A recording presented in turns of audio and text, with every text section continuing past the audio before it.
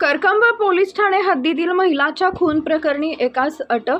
सोनाली नेताजी जाधव वय वर्ष 30 राहणार सुगाव भोसे तालुका पंढरपूर जिल्हा सोलापूर या 5 एप्रिल 2026 रोजी दुपारी 1 वाजेच्या सुमारास नातेवाईकांना पंढरपूर इथं कामानिमित्त जात असल्याचं सांगून घरातून निघून गेल्या.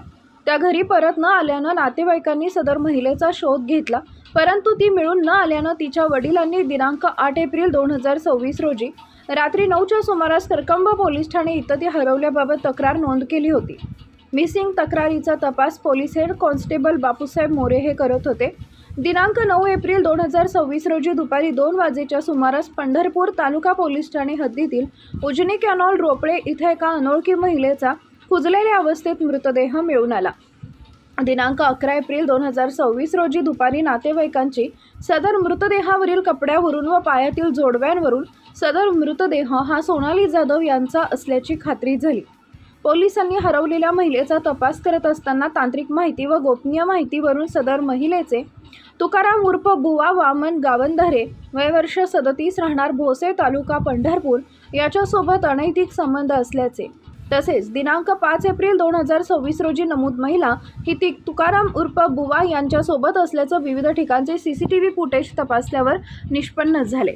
त्यावरून तुकाराम उर्फ बुवा वामन गावंधरे यास ताब्यात घेऊन त्याच्याकडे तपास केली असता सुरुवातीला त्यानं उडवाउडवीची उत्तरे दिली, परंतु पोलिसी खाक्या दाखवताच आरोपी यानं नमूद महिला हिच्या चारित्र्यावर संशय घेऊन तसेच सोन्याचे नेकलेस घेण्यासाठी झालेल्या वादातून तिचा गळा दाबून ती बेशुद्ध पडल्यावर भोसे इथं उजनी कॅनॉलमध्ये फेकून दिल्याचे आणि खून केल्याची कबुली आरोपी यानं दिली. सदरबाबत मयत महिलेच्या बहिणीच्या तक्रारीवरून करकंब पोलीस ठाणे इथं गुन्हा रजिस्टर नंबर 107/2026 BNS कलम 103(1) अन्वये गुन्हा दाखल करण्यात आलाय.